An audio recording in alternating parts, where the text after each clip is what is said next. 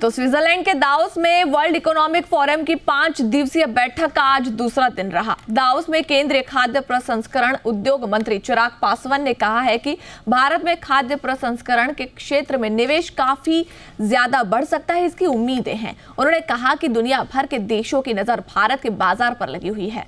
मोदी सरकार भारत को वैश्विक खाद्य टोकरी बनाना चाहती है। वहीं केंद्रीय मंत्री जयंत चौधरी ने कहा कि भारत में कौशल विकास के साथ देश के युवाओं के विकास के लिए जो सरकार कर रही है वो जमीनी स्तर पर दिख रहा है। तो सुनते हैं कि आखिर दावोस में केंद्रीय कौशल विकास मंत्री जयंत चौधरी ने आखिर क्या कुछ कहा। दावोस में हमारे साथ हैं भारत के स्किल डेवलपमेंट मिनिस्टर।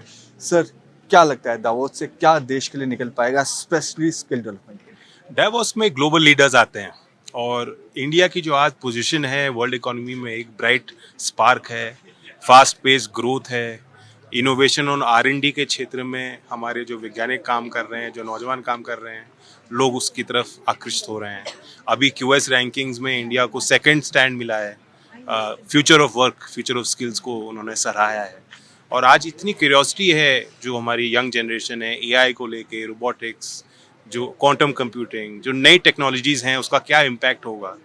और वो इतने अडेप्टेबल हैं, इतने रेजिलिएंट हैं कि जो नई चीज़ आती है उसको सीखने के लिए भी तत्पर हैं और उनके अंदर वो सामर्थ्य है कि वो अपने जीवन में उन चीज़ों को उतार सकते हैं। उसी चीज़ को देखते हुए कंपनीज देख रही हैं कि इंडिया एक अट्रैक्टिव डेस्टिनेशन है निवेश के लिए, बड़ी मार्केट भी है, 1.4 बिलियन की आबादी, जहाँ कंज्यूमरिज्म बढ़ रहा है, जहाँ कंजम्पशन एक्सपेंडिचर बढ़ रहा है, एक्स्ट्राऑर्डिनरी मार्केट है जो रोबस्ट है, रेजिलिएंट है।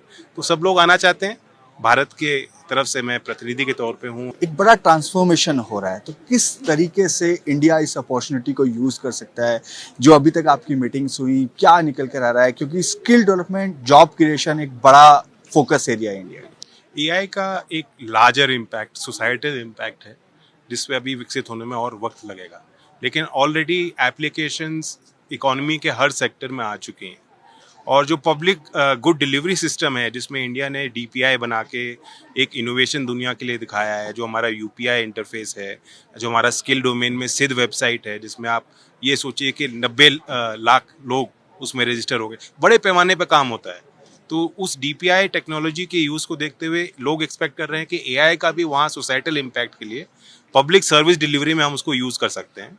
और उसी संदर्भ में मेरी बातचीत हो रही है, कुछ कंपनीज के साथ भी हम कोशिश कर रहे हैं कि हमारे स्किलिंग इकोसिस्टम में AI टूल्स को विकसित करें, ताकि अगर कोई छात्र बेहतर जानकारी जानना चाहता है, ITI से जुड़ना चाहता है, पॉलिटेक्निक्स में कोर्स से जुड़ना चाहता है, तो उसको पूरी जानकारी आसानी से सरल तरीके से उपलब्ध हो।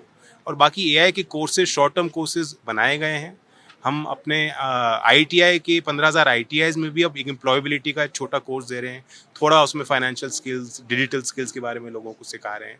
और स्कूल्स में भी AI वाले कॉन्सेप्ट्स में PMKVY के अंतर्गत ट्रेनिंग हो रही है। सर, लास्ट क्वेश्चन सर, क्योंकि दावोस है, फाइनेंशियल हब बोलते हैं, यहाँ से फाइनेंस मिलना काफ़ी आसान होता है। तो स्किल डेवलपमेंट में आपको क्या लगता है, किस तरीके का इन्वेस्टमेंट इंडिया के अंदर आ सकता है? अभी हम यूरोप में हैं और यूरोपीय समूह के साथ पहला जो करार हुआ है वो टेपा अग्रीमेंट, इकोनॉमिक पार्टनरशिप अग्रीमेंट है। उसमें स्विट्जरलैंड देश भी उसमें शामिल है और ये पहली बार हुआ है कि एक FTA साइन हुआ है जिसमें विधिवत लिखा गया है, दर्ज है कि हम 10 साल 15 साल में हम 100 बिलियन इन्वेस्ट करेंगे इंडिया में और उससे उत्पन्न नौकरी भी इंडिया में देंगे। पहली बार एक ट्रेड एग्रीमेंट में नौकरी का, कौशल विकास का उल्लेख किया गया है। तो इसलिए हमें बड़ी एक्सपेक्टेशंस है। स्विट्जरलैंड में हम खड़े हैं और स्विस गवर्नमेंट के साथ भी मेरे कुछ एक्सचेंजेस हैं। हम कोशिश करेंगे कि उस टेपा एग्रीमेंट को बहुत जल्दी क्रियान्वित करें और उसका प्रभाव दिखाई दे।